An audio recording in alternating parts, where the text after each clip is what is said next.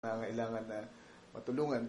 Pero pinag-usapan po ng mga elders at ng diakono kung anong maaari nilang matulong sa abot ng ating mga kaya. Pero akin po sinasuggest, kagaya ng ginagawa natin, sa ganitong pagkakataon, mag-iwan tayo ng basket dito sa harapan pagkatapos ng service. And then kung sino pong may burden, kayo kinilos ng Panginoon na tumulong, ilagay nyo lang po doon at iabot natin bukas sa gawain doon sa lamay ng kapatid ni Brother Pepito. Bukas ng gabi, sa ganap na alas 8, ay magkakaroon po ng gawain doon. Ganon din po, gusto ko isama niyo sa prayers sina Brother Jong at Sister Christy. Kakabalik lang nila galing sa lamay at libing ng nanay ni Sister Christy. At ang masakit doon, sa panahon ng pagkaburol ng kanyang nanay, ay yung, kung di ako nagkakamali, hipag niya naman ay nadisgrasya. Nadisgrasya po yung sasakyan, papunta sila sa munisipyo, at yung pamilya nung kanyang kapatid ay nakasakay sa bandang likuran ng sasakyan at nabunggo po ng truck. At yung pong asawa ng kanyang kapatid ay namatay po kaagad. At may mga masasakit na injury, malalang injury ibang mga kamag-anak nila. So, medyo mahirap pong panahon nito para sa ating mga kapatid. So, alalahanin natin sila sa panahon ito. Buksan natin ating mga Bible habang nakatayo tayo sa Colossians chapter 3, verses 1 to 3. Ganun din, gusto ko ipaalala na sa July 8, second Sunday of the following month, ay magkakaroon tayo ng general meeting. Lahat po ng officers, coordinators, trustees, and deacons ay magpupulong para sa isang importanteng pagpupulong. At yun po ay ating ginagawa usually after ng ordination natin. So remember, alas 2 ng hapon, July 8, kakaroon tayo ng meeting.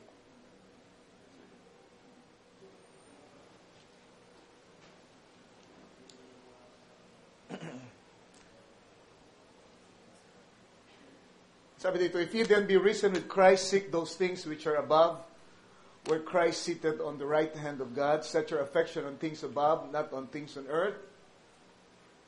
Verse 3, for ye are dead, and your life is hid with Christ in God. Sa Tagalog, ganito ang pagkakasabi, kung kayo nga'y muling binuhay na kalakip ni Kristo, ay hanapin ninyo ang mga bagay na nangasa itaas, na kinaroroonan ni Kristo na nakaupo sa kanan ng Diyos.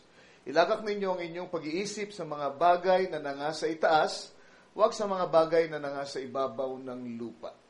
Gusto kong basahin ulit yung verse 2. Ilagak ninyo ang inyong pag-iisip sa mga bagay na nangasa itaas, huwag sa mga bagay na nangasa ibabaw ng lupa. Sapagkat kayo'y nangamatay na at ang inyong buhay ay natatagong kasama ni Kristo sa Diyos. Basahin din natin ang 2 Corinthians chapter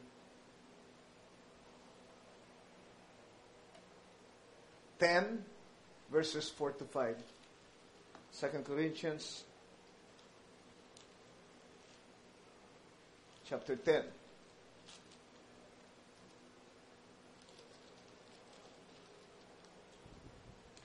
For the weapons of our warfare are not carnal, but mighty through God to the pulling down of strongholds, casting down imaginations and every high thing that exalted itself against the knowledge of God, and bringing into captivity every thought to the obedience of Christ. Ang sabi sa Tagalog, sapagkat ang mga sandata ng aming pakikipaglaban ay hindi ukol sa laman, kundi sa harapan ng Diyos ay may kapangyarihang gumiba ng mga kuta, na siyang gumigiba ng mga maling haka at ng bawat bagay na matayog na nagmamataas laban sa karunungan ng Diyos, at bumibihag sa lahat ng pag-iisip sa pagtalima kay Kristo.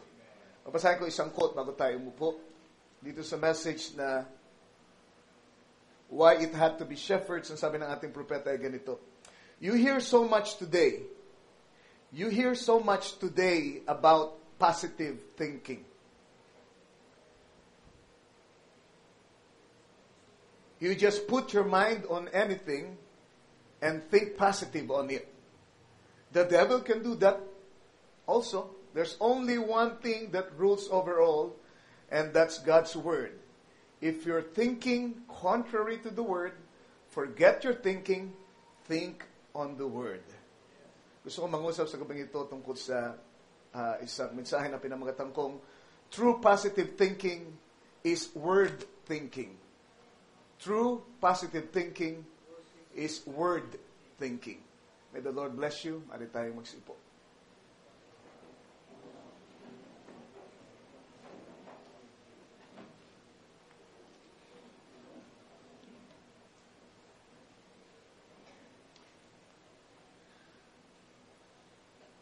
Nung sabihin ni Brother Branham yung mga katagang yun na binasa natin sa kanyang quotation, malinaw na hindi siya naniniwala ng lubos sa turo ng mga psychologists tungkol sa positive thinking.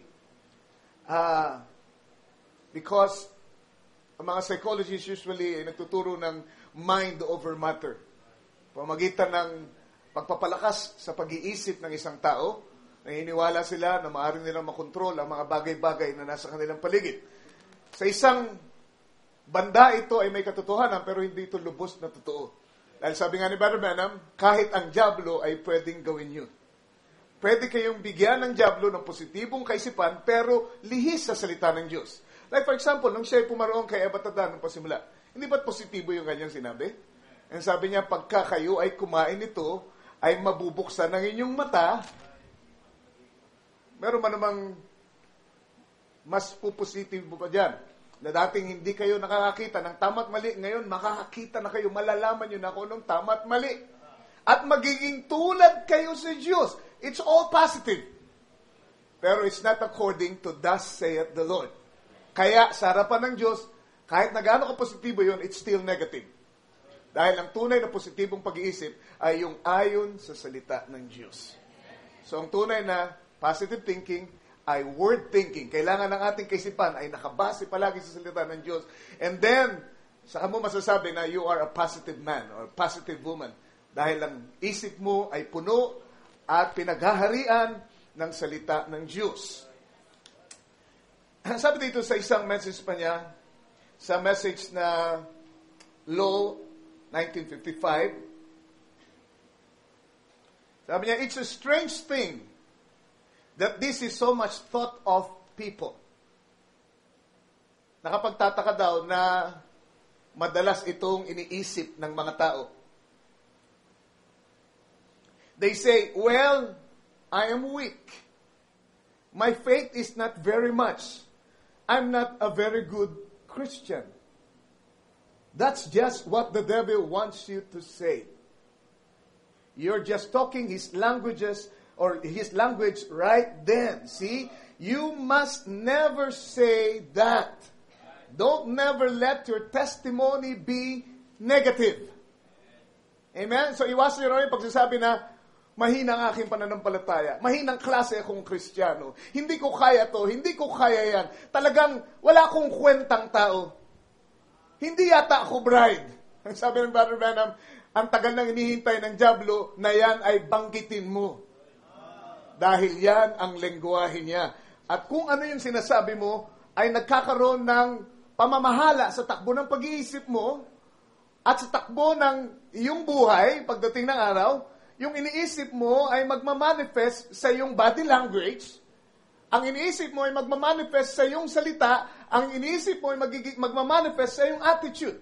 Pag puno ng mga negatibong bagay ang iyong pag-iisip, titiyakin ko sa iyo, ang manifestasyon ng iyong buhay ay negatibo din. Amen. Mag-ingat kayo ng pag-iisip ng negatibo laban sa iyong kapwa dahil pagka in-entertain nyo ang masamang kaisipan na yun laban sa inyong kapwa, ay ang mangyayari, tatratuhin mo siya ayon dun sa iniisip mo sa kanya samantalang walang basihan. At ang mangyayari nun, kung ano iniisip mo tungkol sa kanya, ay yun ang aanihin mo sa kanya. Bakit? Kasi iniisip mong ganun siya. Alala ko isang kwento.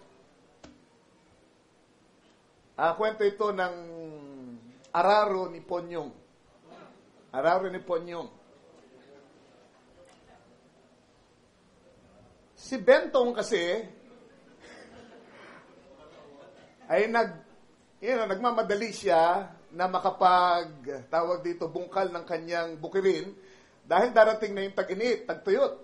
Kaya bago dumating yun, gusto niyang matapos niya na yung pag-aararo niya. Ang problema, nasira yung kanyang araro. Kaya, sabi niya, buti na lang meron akong kapit magsasaka. Sabihin, merong ilang bukirin, mula doon sa kanyang bukirin ay nandun si Ponyong. Okay? Sabi niya, pwede ko mahiram yung kanyang araro. Kaya, sabi niya, pupunta ako roon, lalakad na ako. At nagsimulang lumakad ditong si Bentong, at habang siya naglalakad, ay nagsimula siya mag-isip ng mga negatibong bagay tungkol kay Ponyong.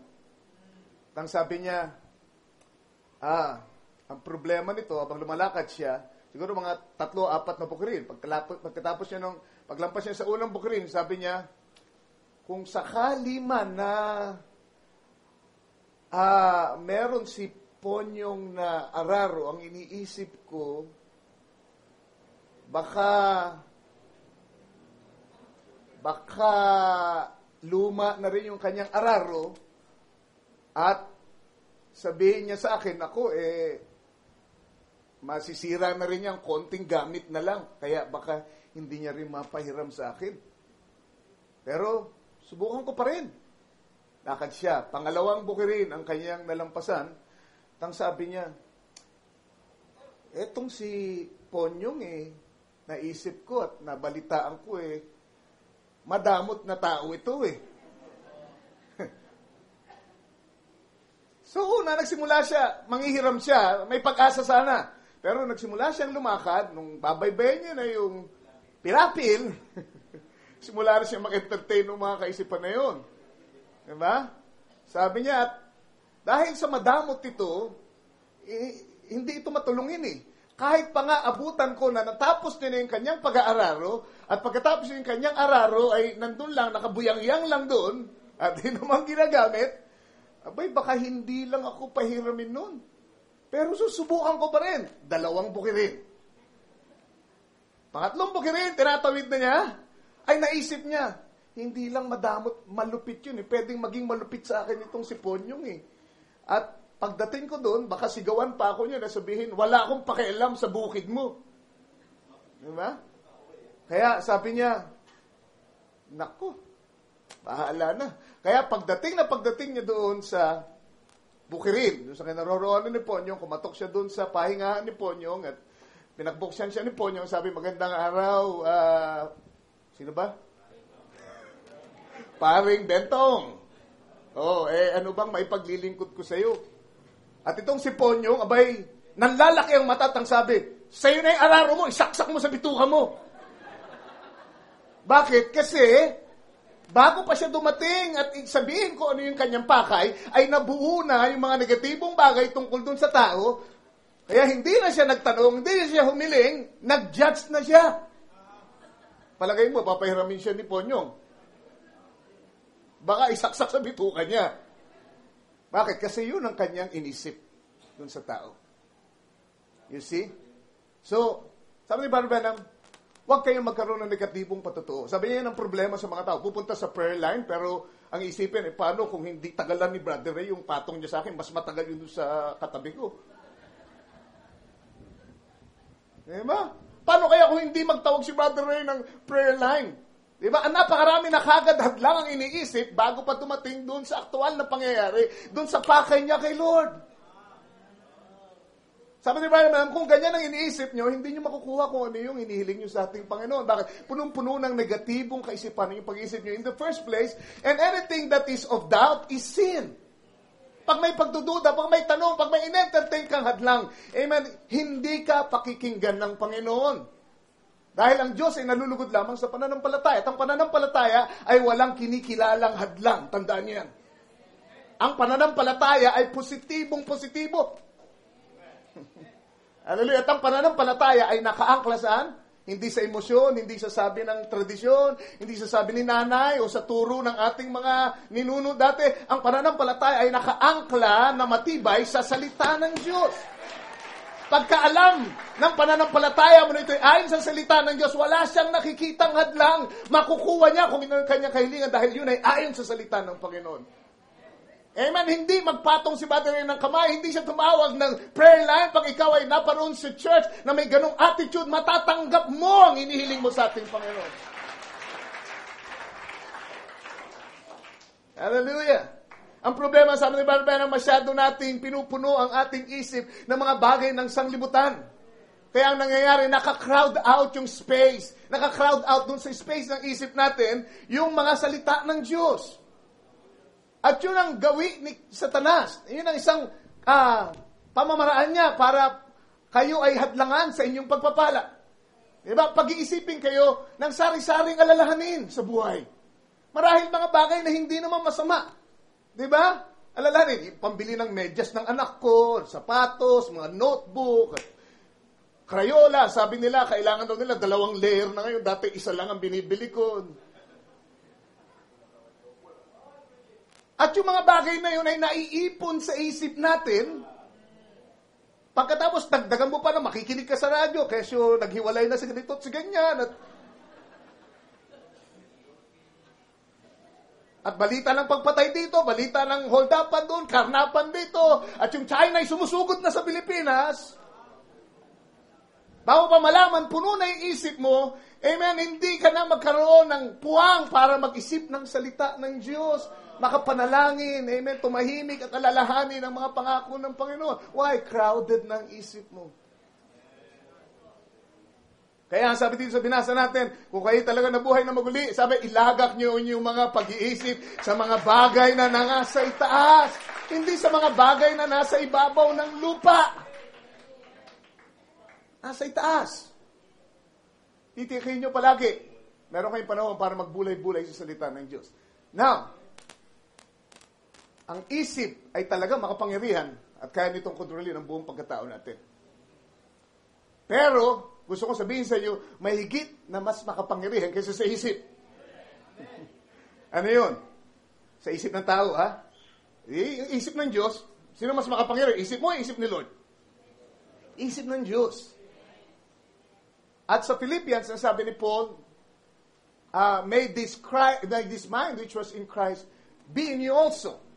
At ang sabi pa niya, sa Corinthians, we have the mind of Christ. Ngayon ang tanong ko, saan naroon yung isip ni Kristo? Ang isip ni Kristo, huwag niyo ipagkamali, ay wala dito. Ang isip ni Kristo ay nandito.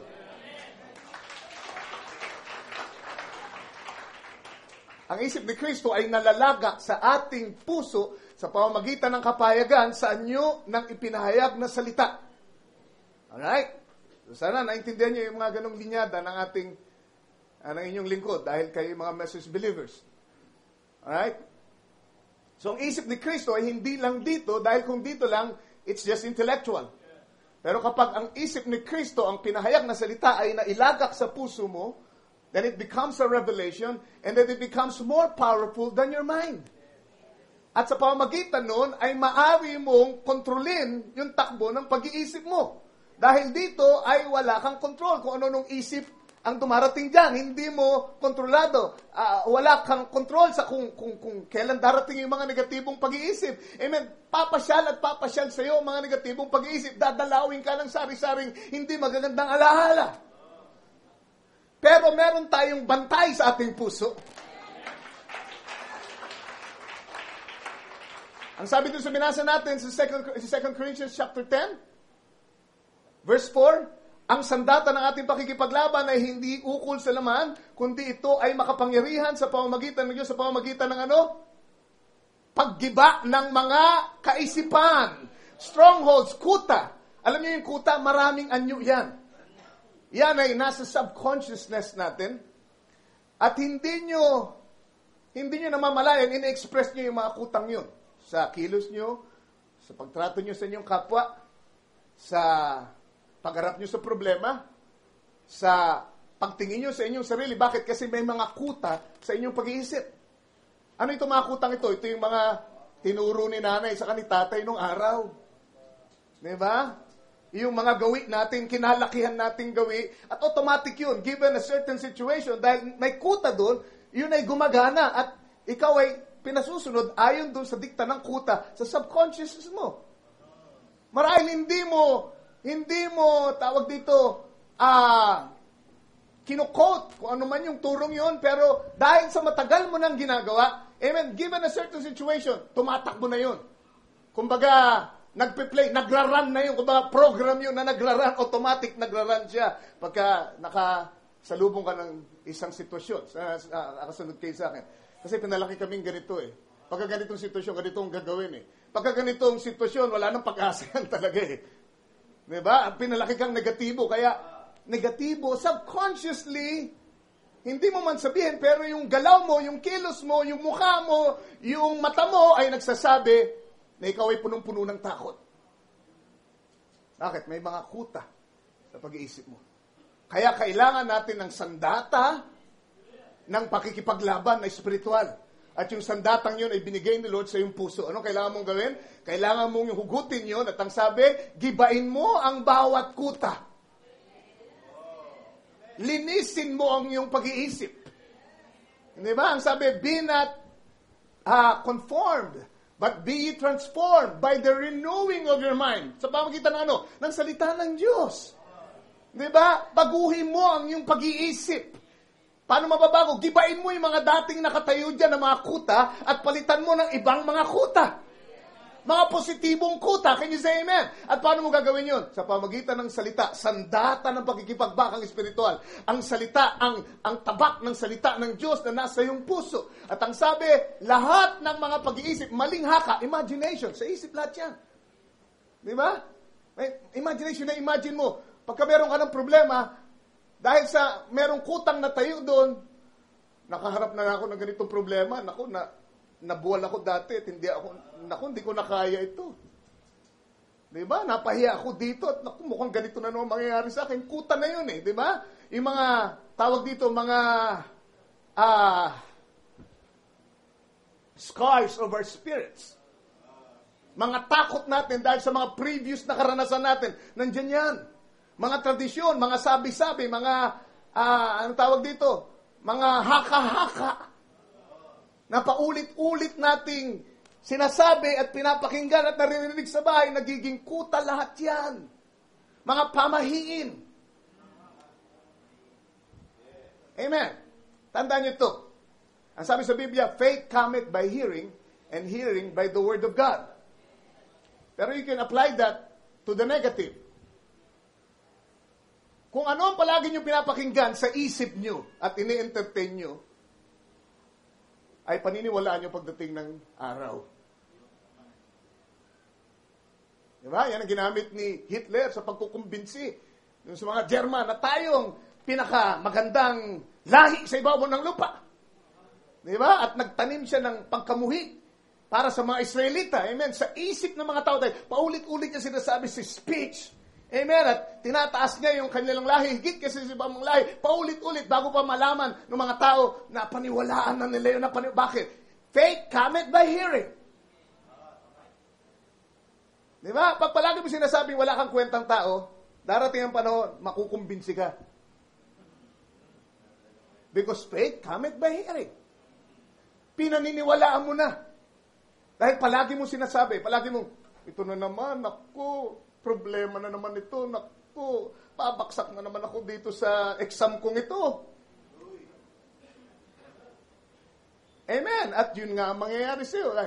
Naging paniniwala na yung palagi mong in-entertain sa isip mo, sinasabi mo. God help us. Tuloy natin yung quote ni Brother Branham.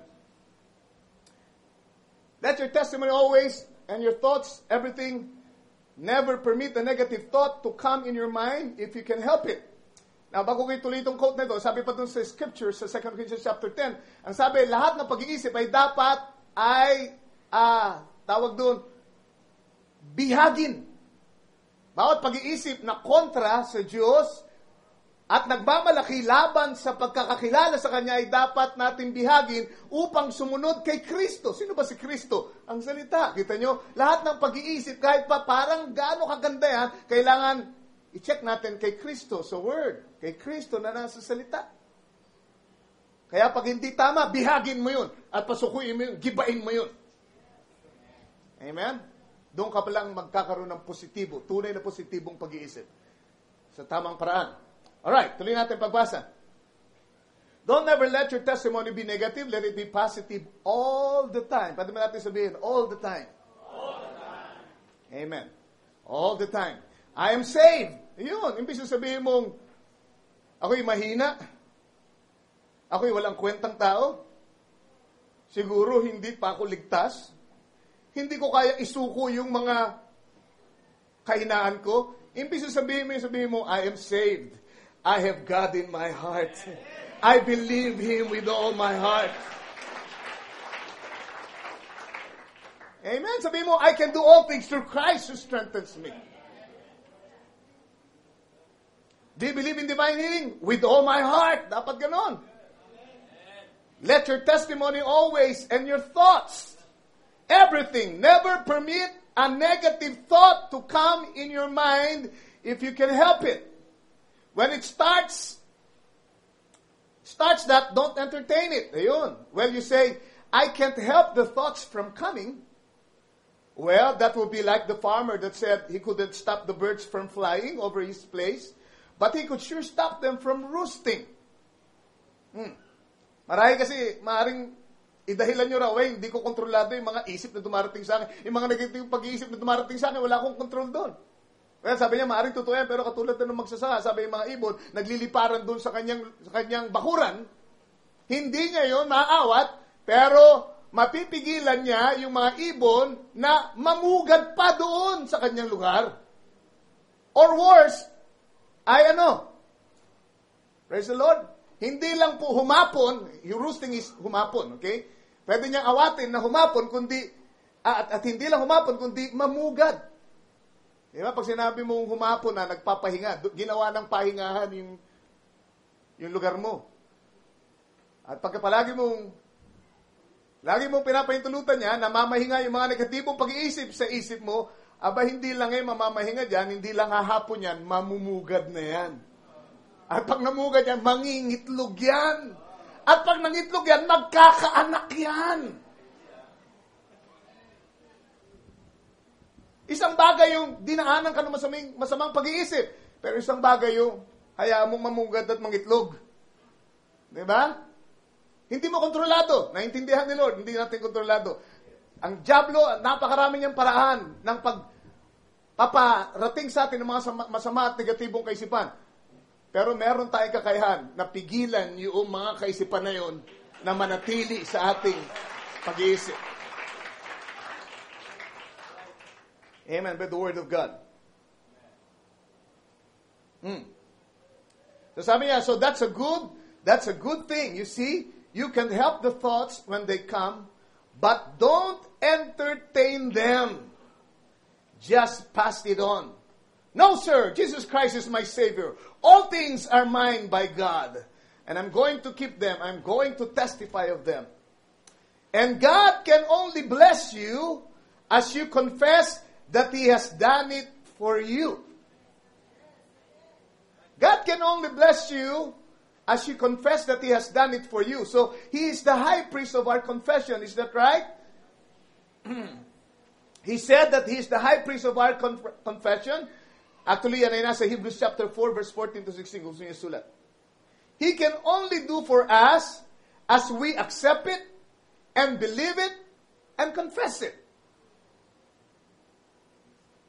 Magagawa lang daw niya sa atin kung ano yung ating tinatanggap at pinaniniwalaan at kinukumpisal. Alright? Hindi sapat yung sinasabi mong naniniwala ka o nanalangin ka. Amen? Kahit anong panalangin mo, hindi siya makakilos sa iyo hanggat hindi mo tinatanggap at pinaniniwalaan sa puso mo and then kino-confess sa iyong bibig.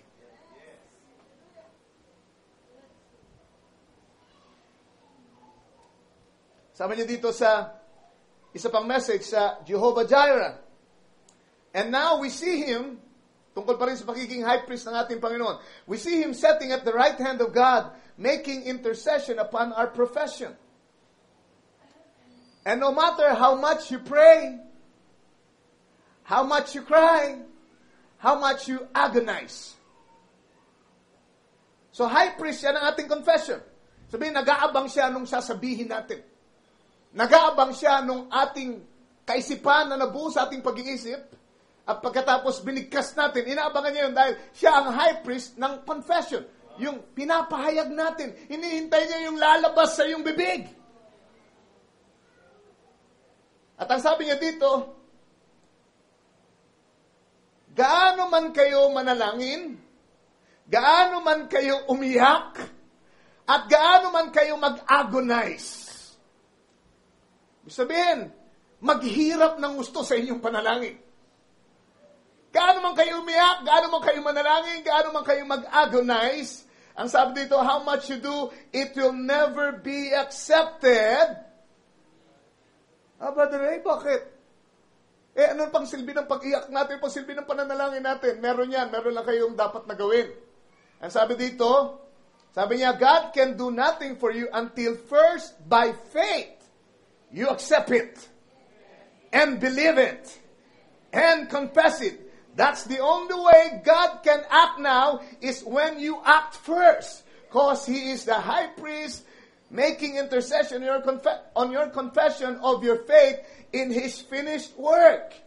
Hallelujah. No wonder sabi ng ating propeta, amen, nag-preach siya, ang sabi niya, why cry, speak? Ang sabi ng Diyos kay Moses, bakit ka ngawa ng gawa dyan? Bakit ka iyak ng iyak dyan? Ilan sa atin yun lang ang ginagawa, puro tayo ngawa, puro tayo iyak. Ang espiritualidad natin ay hindi na ipapakita sa pamamagitan ng matagal na panalangin na puro iyak, puro ngawa, puro paghihirap sa panalangin. Don't misunderstand me. Pinahalagan ko ang pananalangin. Pero sabi ni Barbanam, kahit gaano karaming panalangin ang gawin mo, kung hindi mo tatanggapin, aangkinin. Na yung ipinanalangin mo ay natanggap mo na, binigay na sa iyo. Paniwalaan sa iyong puso. Amen. The fact na hanggang ngayon, gumangawa ka pa rin, hindi ka naniniwala. Sabi ni Lord kay Moses, iyak ka ng iyak. Speak! Why cry? Speak! And then go forward. Dapat magawa natin, matutunan pagkatapos natin ilapag sa paanan ng Panginoon ang kinin natin ng mga pangako tungkol sa panalangin natin. Tumayo tayo ng may kumpiyansa. Humayo tayo, alam natin, dinilig tayo ng Panginoon at tatanggapin natin ang ating kahilingan dahil yun ay ayon sa salita ng Diyos. Praise the Lord. Wala siyang magagawa. Think of it. God is almost powerless hanggat hindi mo pinaniniwalaan at hindi mo sinasabi. Pag puro reklamo ang naririnig niya sa iyo, diba? Ano ang kanyang tatrabahuhin? Confession. Kung negatibo ang confession mo, anong tatrabahuhin ng high priest? Diba? Dahil sa hindi niya matrabaho yung negative, hindi kasi sa kanya yung negative eh. Ang diablo ang tatrabaho doon. High priest din siya ng negative confession. Ayaw trabahuin ng Diyos nyo, ako na lang tatrabaho niya. Kung ano yung sinasabi mo, yun ang papangyarihin ko sa iyo.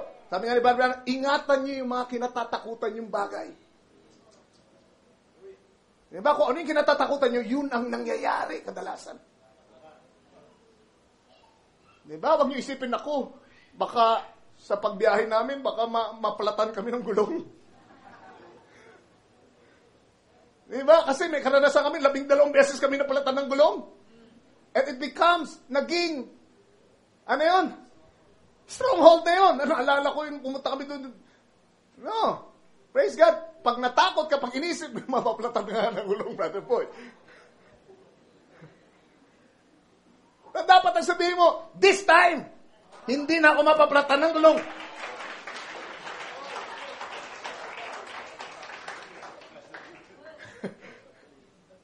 Hindi sa masasabugan, ha? Amen? Yun ay kung may pananampalataya ka doon sa gulong mo rin. Diba? Diba?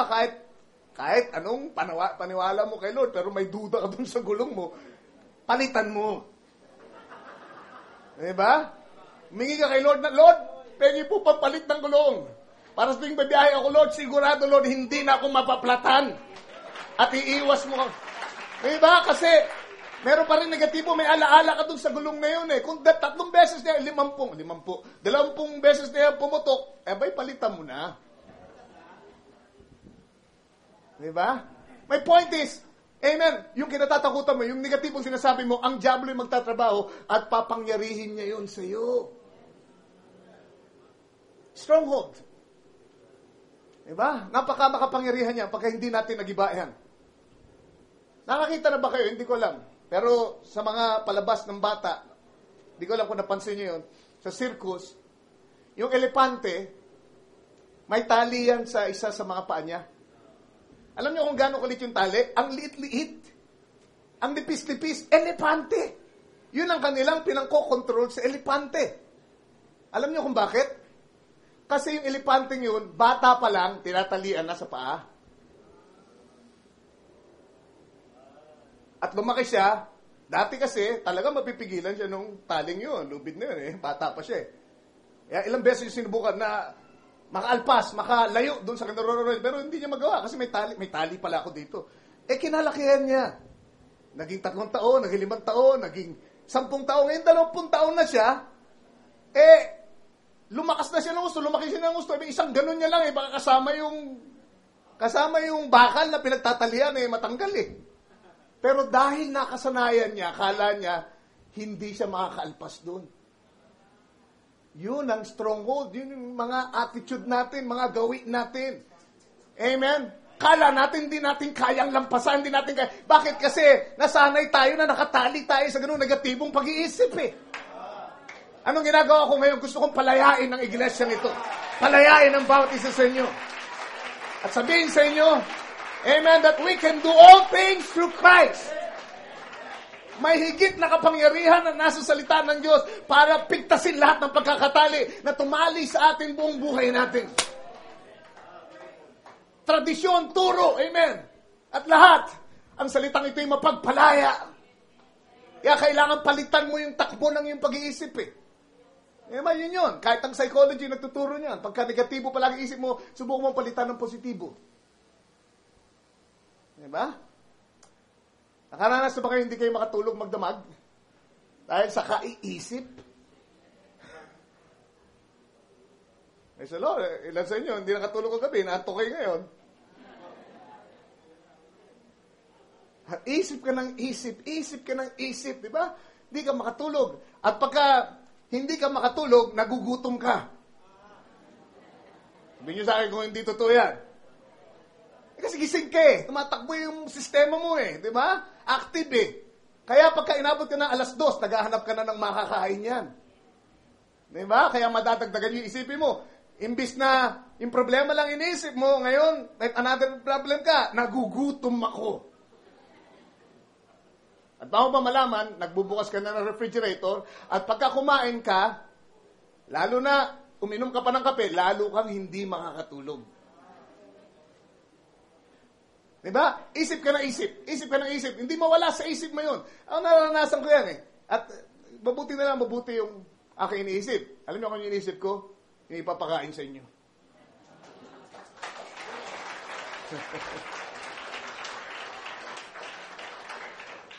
Yung sermon, kahit nakapikit na ako, bubulay-bulay pa rin ako. Isip pa rin ako na isip. Ano ba, Lord? Isiseri ko ba to, Lord? Pang part 9 na po ito, Lord. Pero hindi pa inalis sa isip ko, Lord. Isip pa rin, part 10 na, Lord. Isip niyo ba yun? Hanggat hindi tumitigil si Lord ng paghahayag, hindi ako titigil sa serye.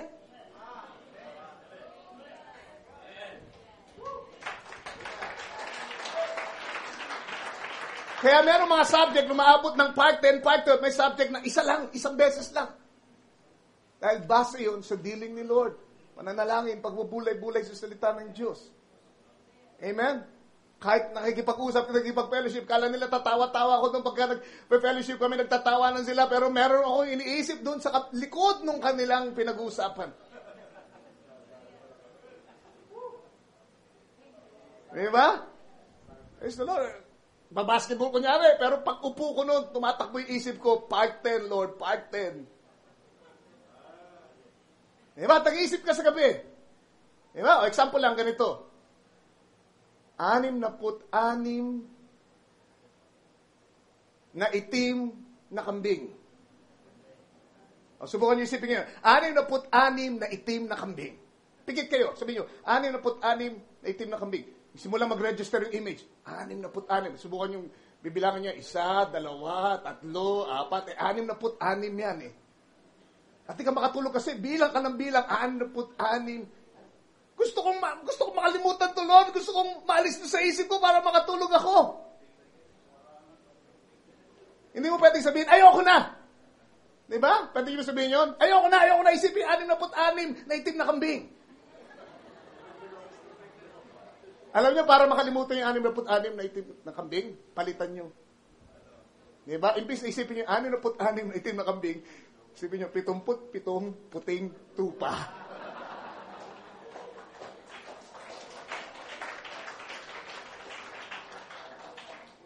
Amen?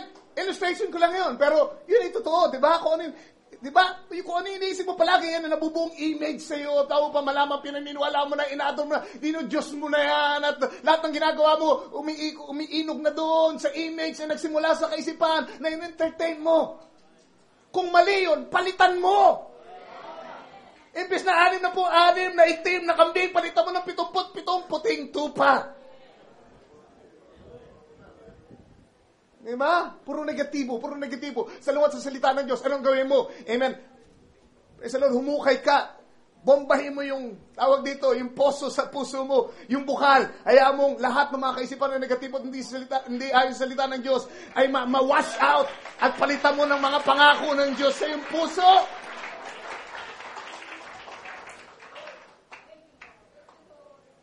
Hallelujah.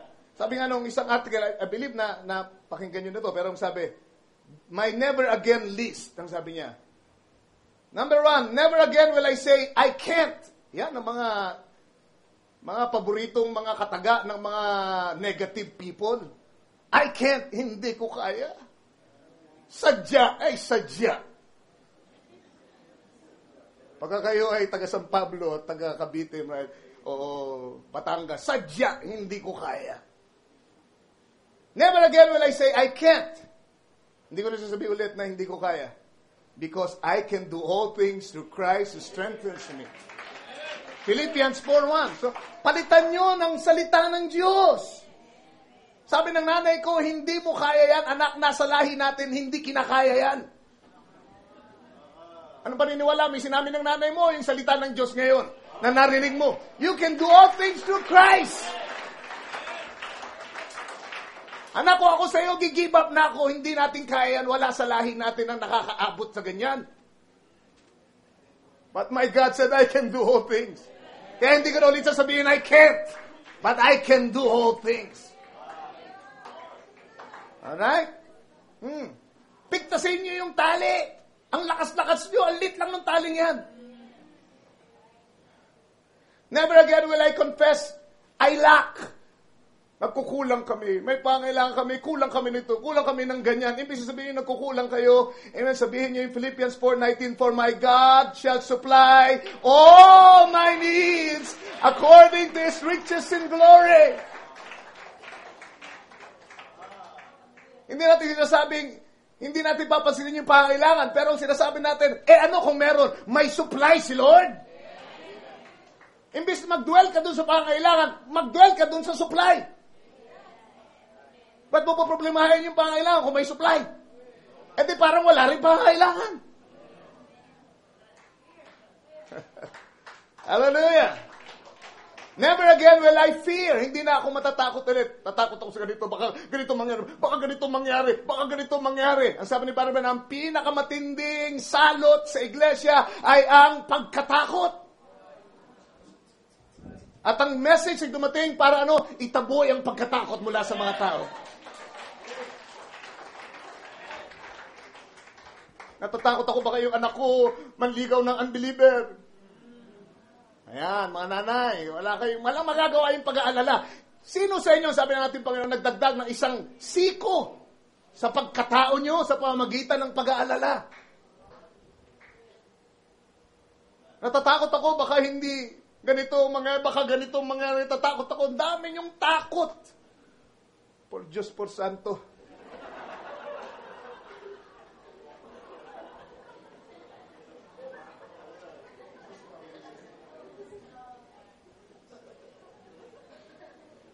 Hindi sasabihin nyo, natatakot ako. Sabihin mo, 2 Timothy chapter 1, verse 17.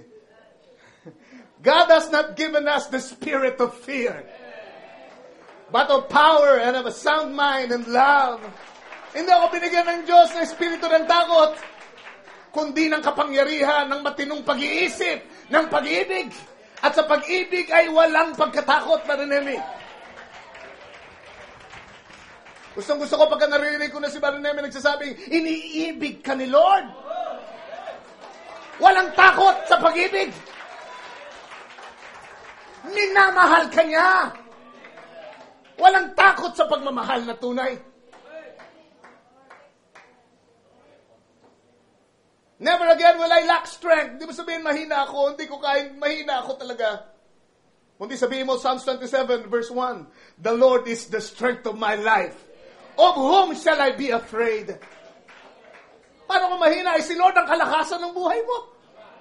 At sinasabi mo mahina si Lord. Pag sinabi mo mahina ka, tapos ikaw ay Kristiyano at ang confession ng Kristiyano ay ang Diyos, ang kalakasan natin, ang sinasabi mo mahina si Lord.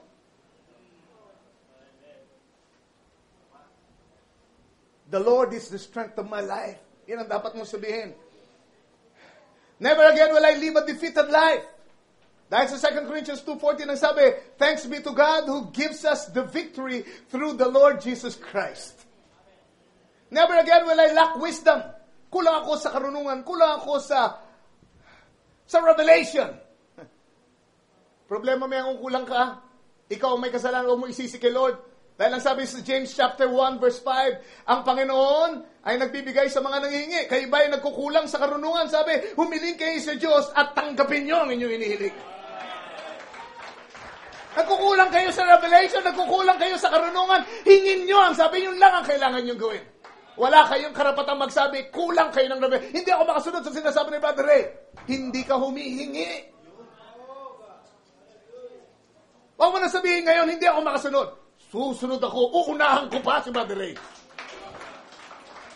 Dahil hihingin ko ang isip ng Panginoon. Hihingin ko ang karunungan niya. At ang sabi, sino mang humingi na hindi nagdudugdang ng karunungan, ito'y pagkakaloob sa inyo. Never again will I feel condemnation for the past. Ganyan tayo, di ba? Nagawa ko yun, grabe. Laking kapalpakan nung ginawa ko. At hindi nyo makalimutan, inuusig ang inyong puso at ang inyong isip. Nagawa ko yun. Isipin mo yun, nagawa ko yun nga, isip ka ng isip eh. Gawa ko yun, grabe. And you feel condemned.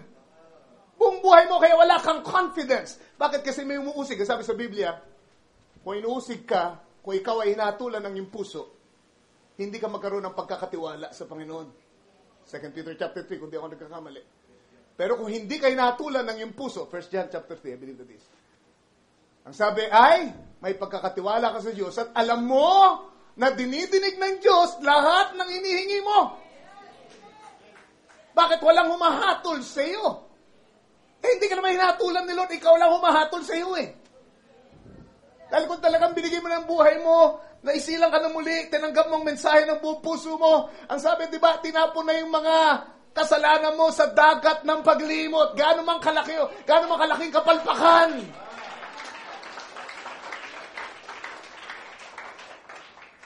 Amen. Huwag ka nang mag-isip na ikaw ay hinahatulan. You're condemned in your heart. Sa mga nagawa mo na rans, dati mong patotoo, dati mong buhay, it's still condemning you. Ano yun? Negatibo yan. Hindi yan ayon sa salita ng Diyos. Ang sabi ng salita ng Diyos sa Romans chapter 8 verse 1, there is now no more condemnation to those who are in Christ Jesus. Wala nang paghatol. Wala akong pakialam kung ano nagawa mo dati. Wala nang paghatol na nakikita si Lord. Hindi ka nahatulan. Hindi ka pwedeng hatulan dahil ikaw ay na kay Kristo na.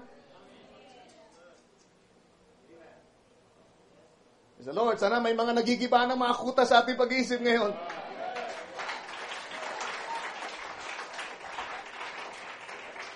Never again will I bring up old sins or regrets, for God has cast all of them into the sea of forgetfulness and remembers them against us no more. Never again will I doubt that I am saved. Dahil ang sabi sa Romans 8:16, di ba? Kung tatanungin kayo ngayon, makatingin kaya kayo dun sa mata ng nagtatanong sa inyo, ligtas ka na ba? Sigurado ka? Oo. Oo. Pwede kayong makatiyak. Dahil dineclare ng salita ng Diyos, sabi sa Romans 8:16, God's Spirit bears witness with our spirits that we are the children of God. May nagpapatotoo sa ating, kahit na yung ating mga nakaraan ay nagpapatotoo ng laban sa atin, pero ang Espiritu ng Diyos na nanahan sa atin ay nagpapatotoo na tayo mga anak na ng Diyos ngayon.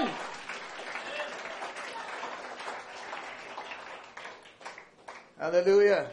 Huwag niyo sabihin na ako'y nalulungkot, nag-iisa ako, pakiramdam ko'y nag-iisa ako. Ang sabi ni Kristo, hindi kita iiwan ni pababayaan kailanman. Hindi ka nag-iisa.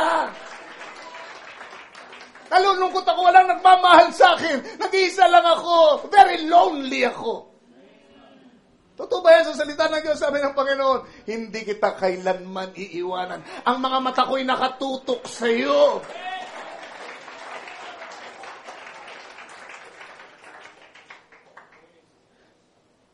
Never again will I say, I don't know the way. For Jesus said, I am the way, the truth, and the life. Hallelujah. God help us. Tignan niyo ang mga scripture na ito. Ilan sa mga scripture bago tayo manalangin? Sa Philippians chapter 4, siguro tatapusin natin dito. And then maybe we can just continue in another part. Gagawin nating serye dahil masyadong maraming materialis ko para ipangaral sa isang salangat. Philippians chapter 4. Sabi dito, be careful for nothing. Be careful for nothing, but in everything by prayer and supplication with thanksgiving, let your requests be made known unto God. Sabi sa verse 7, and the peace of God, which passeth all understanding, shall keep your hearts and minds through Christ Jesus.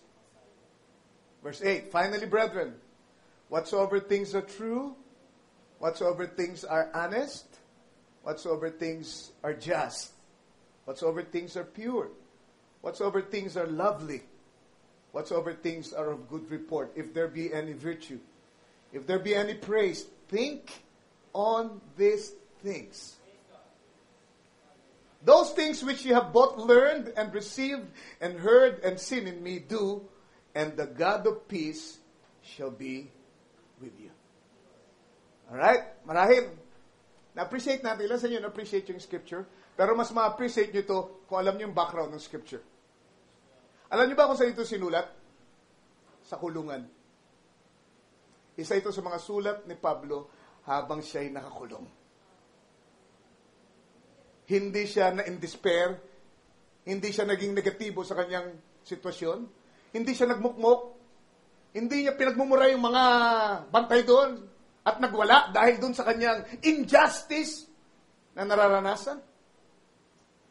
Kundi habang nandun siya sa napakahirap na sitwasyon, ay nagawa niyang magpayo ng ganito. Ang sabi niya, be careful for nothing. Huwag kayong maligalig, matigatig. Ano pa sabi sa Tagalog? Tingnan nga natin sa Tagalog. Huwag kayong mabalisa sa anumang bagay. Si Pablo nasa kulungan, hindi nababalisa. Kukuya-kuya-koy. Amen. Samantalang kayo, laya-laya nyo. Meron iba sa inyo. Amen. Naka-air condition pa yung bahay at lahat. Pero may wifi pa. Pero nakakunot ang inyong mga pagmumukha at di kayo mapansin ng konti ay nagwawala kayo. O makatanggap kayo ng sagot na hindi ayon doon sa inaasahan nyo ay bumabato kayo ng kung ano-anong salita. Bakit? Kasi punong-puno kayo ng pag-aalala sa mga bagay-bagay. Samantalang si Pablo, nakakulong lang naman siya. Yung kulungan dati ay hindi katulad ng kulungan ngayon. Kulungan dati ay dungeon. Ang daming daga. At kadalasan ay tinatanikalaan pa sila at lahat. Mabaho. Hindi kaaya-aya ang paligid. Pero sabi ni Pablo, huwag kayong mag-alala sa anumang bagay. What a positive person Paul was.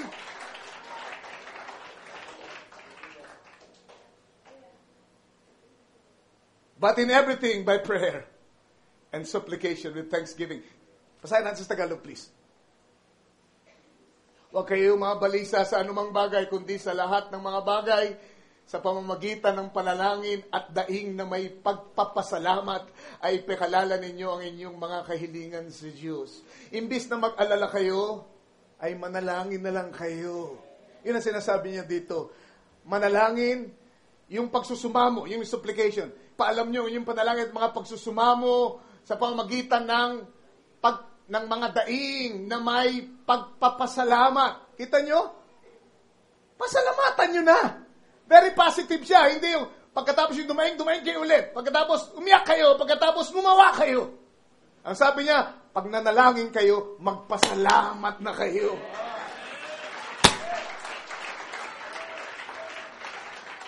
Amen! Nasa kulungan lang naman si Pablo, pero kaya niyang magpayo ng ganito. Why? Dahil ito ay realidad sa kanya.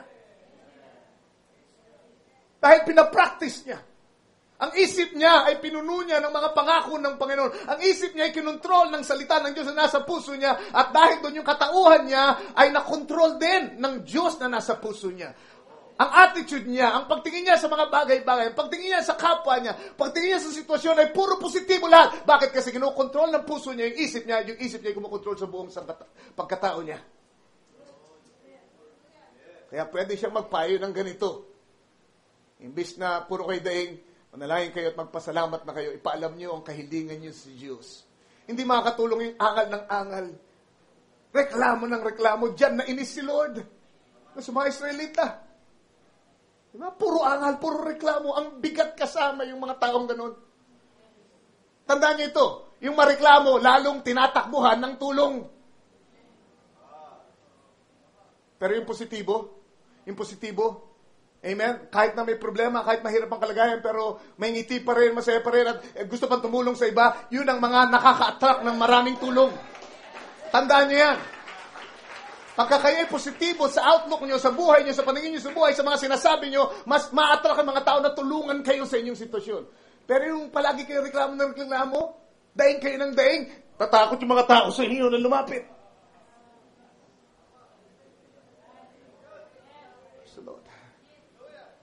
God help us. At ang sabi niya, tuloy natin sa Iris, bago tayo magtapos. At ang kapayapaan ng Diyos na di masayod ng pag-iisip. Nakakulong, hindi niya alam kung anong mangyayari sa kanya. At alam niya rin, anytime pwede siyang bitayin, pero meron siyang kapayapaan na hindi masayod. Kaya siya nag-advise, pag nanalangin kayo, kung kapayapaan na meron ako, mapapasa inyo din. Kapayapaan na hindi masayod, hindi abot ng ating pag-iisip, ay mag-iingat ng inyong puso. Ayun. Yun ang problema ngayon sa maraming tao. Alam niyo, maraming may sakit ngayon, hindi dahil sa may sakit sila, kundi dahil sa mga negatibong mga pag-iisip na in-entertain nila sa isip nila, at bago pa mangyari, may sakit na sila sa puso. Bago pa nila malaman, bago pa sila maintindihan, yung problema nila, may sakit na sila sa puso. 80% ng mga taong nasa ospital ay wala namang sakit talaga, kundi dahil sa nag-aalala sila na may sakit sila. Negatibo. Nag-aalala. Pero sabi, pag meron kayong kapayapaan na katulad nito, yun ang mag-iingat sa puso nyo at sa isip nyo. Iingatan kayo nitong mabaliw. Nakakabaliw yung ating henerasyon. Yung panahong ito nakakabaliw. Kung wala kayong ganitong kapayapaan, mababaliw kayo. Pero salamat, binigyan niyo tayo ng kapayapaan sa pamagitan ng kanyang salita.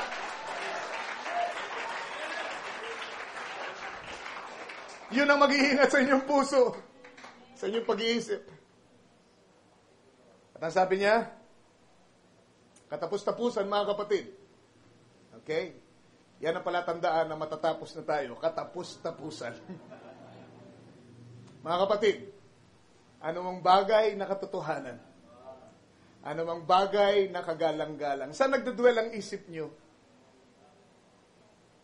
Amen? Dapat meron kayo panahon, ay hinto kayo muna. Kahit gano'n kayo kabisi. Kahit 2 minuto lang. Tanungin nyo na, negatibo pa ba yung iniisip ko? Positibo na. Saan ba nagdidwell yung isip ko ngayon? Kagalang-galang ba to, Lord? Totoo ba itong aking in-entertain na iniisip ko ngayon? Na pumupuno sa isip ko at alalahanin ko? Tapos na po sa mga kapatid, anumang bagay na katotohanan. Totoo ba ito o chismis? Katotohanan. Amen? Gusto nyo makasigurado kayo na totoo in-entertain yung pag-iisip? Dito nyo kunin. Totoo. Anumang katotohanan, anumang bagay na kagalang-galang, anumang bagay na matuwid, anumang bagay na malinis, anumang bagay na kaibig-ibig, anumang bagay na mabuting ulat, kung may anumang kagalingan, at kung may anumang kapurihan, ay isipin ninyo ang mga bagay na ito. Verse 9, gusto kong pansinin ninyo. Ang mga bagay na inyong natutunan at tinanggap at narinig at nakita sa akin. Natutunan sa pangaral.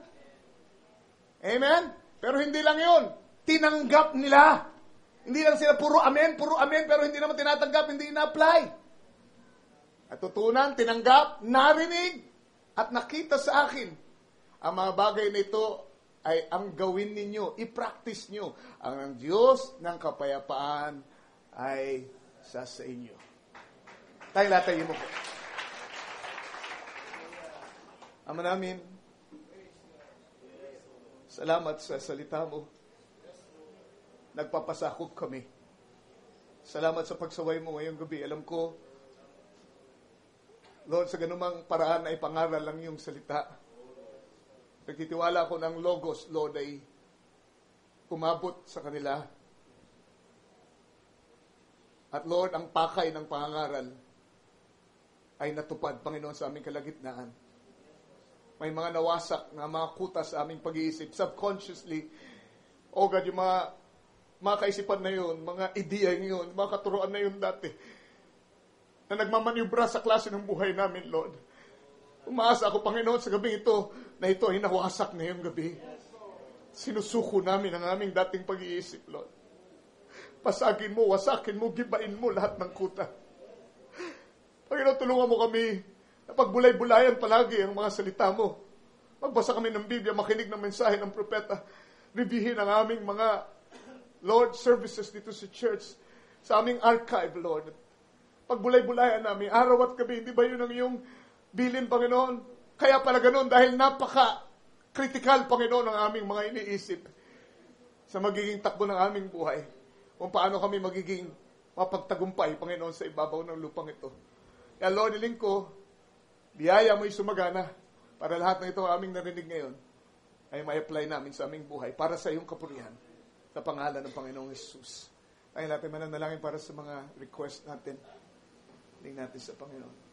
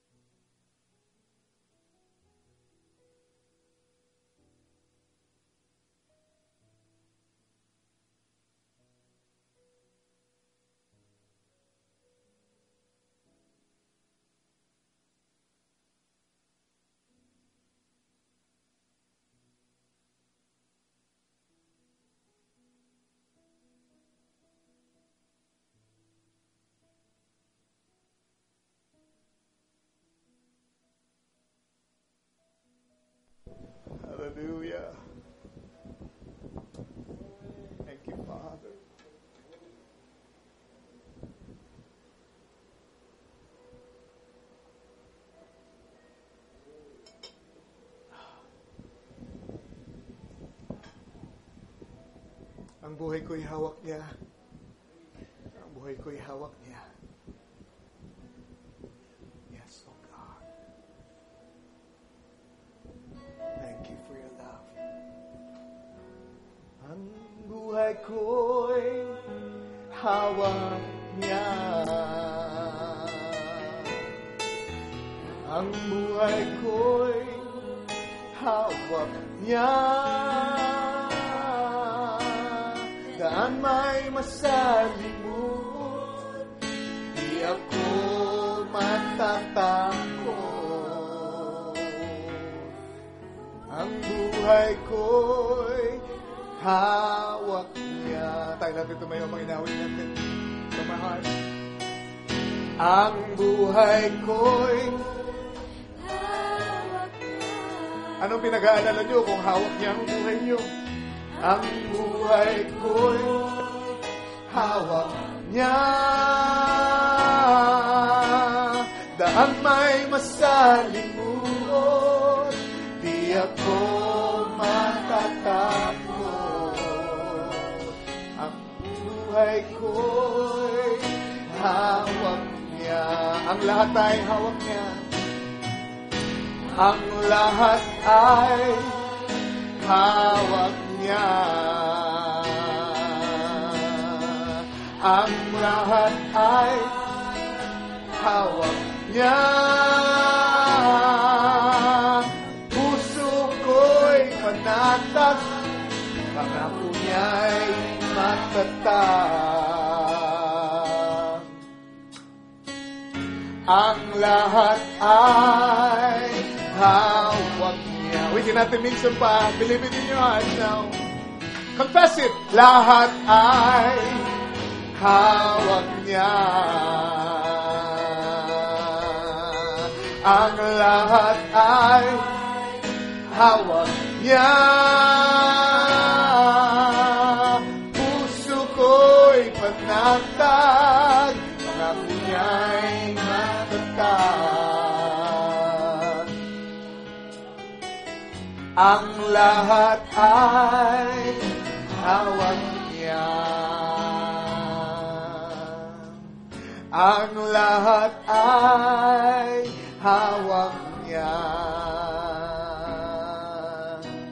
Ang lahat ay hawak niya.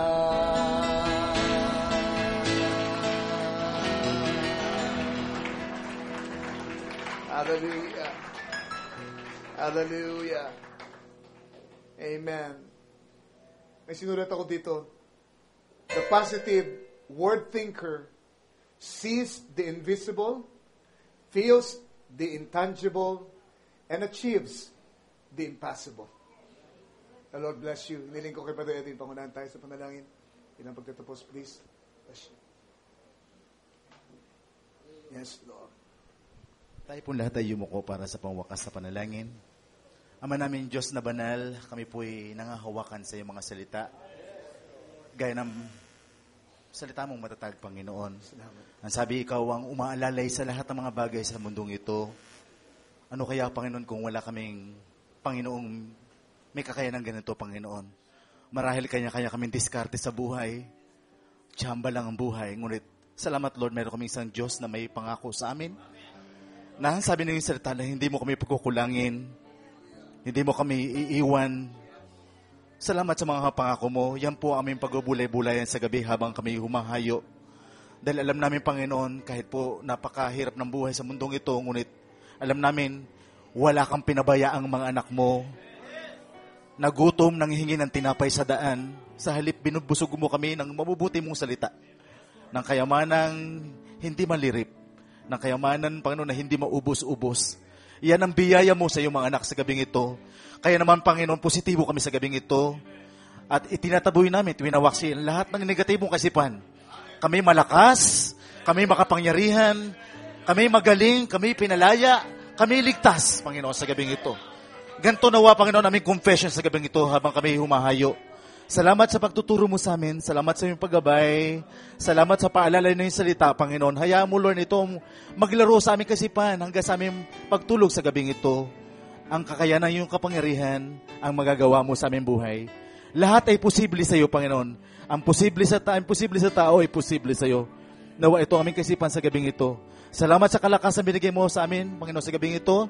Salamat po sa mensahe binigay mo sa amin. Alam namin, ikaw ito na nagsalita sa aming kaligitnaan. Hayaan mong ito ang, Lord, maging gabay namin habang kami naghihiwalay hanggang sa muli namin pagkikita. Salamat na marami. Ikaw po magpala sa aming pastor hanggang sa mga susunod pang mga pag-aaral namin. Alam namin, Panginoon, punong-puno ng kayamanan yung salita at hindi ito nauubos. Tamang-tama ito para sa iyong mga anak na patuloy na umaasa at patuloy na, O Lord, nabubuhay sa iyong mga salita. Pagpalain yung mga anak, alam namin, Panginoon, na tinugon mo aming panalangin sa gabing ito. Kailanman, alam namin, Panginoon, hindi ka tumalikod sa aming mga pananalangin. Lahat ng ito, Panginoon, ay ginawa mo sa aming buhay. Salamat po na marami. Pagpapala nawa ang aming Lord, maranasan, Panginoon, sa aming kaligitnaan, sa habang kami umaalis at patuloy na umuwi sa aming tahanan hanggang sa aming pagkikita muli sa araw ng linggo. Salamat po marami. Ito po aming sama-samang dalangin sa pangalan po ng Panginoon Kristo. Amen and amen. God bless you. Yung basket, iiwan natin dito kung meron kayong gusto itulong sa pamilya ni Brother Pepito.